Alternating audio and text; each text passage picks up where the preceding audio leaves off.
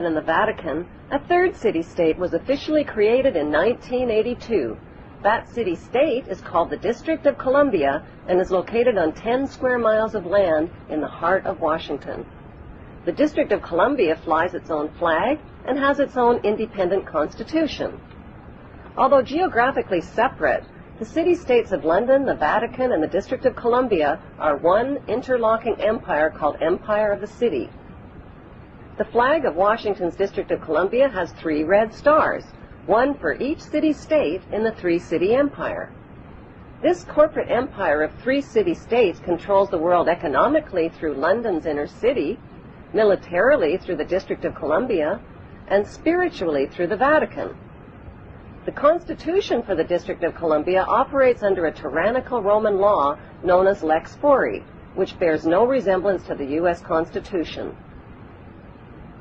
When Congress passed the Act of 1871, it created a separate corporate government for the District of Columbia.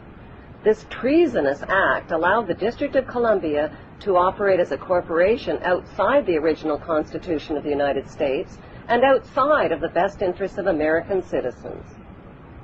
A sobering study of the signed treaties and charters between Britain and the United States exposes a shocking truth. The United States has always been, and still is, a British Crown colony. King James I was famous not for just changing the Bible into the King James Version, but for signing the first Charter of Virginia in 1606. That charter granted America's British forefathers a license to settle and colonize America. The charter also guaranteed that future kings and queens of England would have sovereign authority over all the citizens and colonized land in America stolen from the Indians. After America declared its independence from Great Britain, the Treaty of 1783 was signed. That treaty specifically identifies the King of England as the Prince of the United States and contradicts the belief that America won the War of Independence. Although King George III of England gave up most of his claims over his American colonies, he kept his right to continue receiving payment for his business venture of colonizing America. If America had really won the War of Independence, they would never have agreed to pay debts and reparations to the King of England. When Congress passed the 13th Amendment to the Constitution, the U.S. President was made subservient to the King of England. The 13th Amendment is called the Title of Nobility Amendment and forbids U.S. presidents and their officials from using royal titles like king or prince or baron. For some mysterious reason, the 13th Amendment, which was ratified in 1810, no longer appears on current copies of the Constitution. America's blood-soaked War of Independence against the British bankrupted America and turned its citizens into permanent debt slaves of the king. In the War of 1812, the British torched and burned to the ground the White House and all U.S. government buildings and destroyed ratification records of the U.S. Constitution. 1 century later, a corrupt U.S. Congress committed the biggest theft in world history. They passed Paul Warburg's Federal Reserve Act in 1913, handing over America's gold and silver reserves and total control of America's economy to the Rothschild banksters.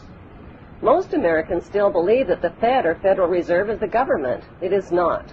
The Fed is a privately owned banking system whose majority Class A shareholders are the Rothschilds, Warburgs, Kuhn and Loeb, J.P. Morgan, Rockefeller, Israel Seif, and the Lehman Brothers.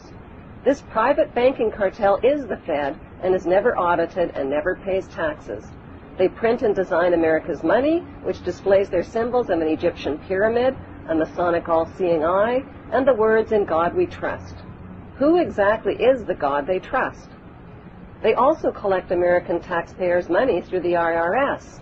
Then they loan it back again with interest to pay for roads, bridges, and other public. Most U.S. citizens believe that the United States is a country and that the President is the most powerful man on earth. The United States is not a country. It is a corporation, and the President is President of the Corporation of the United States. He and his elected officials work for the corporation, not for the American people. Since the United States is a corporation, who owns the corporation of the United States? Like Canada and Australia, whose leaders are prime ministers of the Queen and whose land is called Crown Land, The United States is just another crown colony. Crown colonies are controlled by the empire of 3 city-states. At the center of each city-state is a towering, phallic-shaped stone monument called an obelisk that points skyward. In D.C. city-state, the obelisk, known as the Washington Monument, was dedicated to Freemason George Washington by the Freemason Grand Lodge of the District of Columbia. The Secretive Brotherhood of Freemasons laid the Washington obelisk's cornerstone in 1848 and contributed 22 Masonic memorial stones. 250 Masonic lodges financed the Washington Monument obelisk, including the Knights Templar Masonic Order. At the heart of London city-state is a 187-ton, 69-foot-tall Egyptian obelisk called Cleopatra's Needle. It was transported from Egypt and erected on the banks of the River Thames. In Vatican City, another Egyptian obelisk towers high above St. Peter's Square,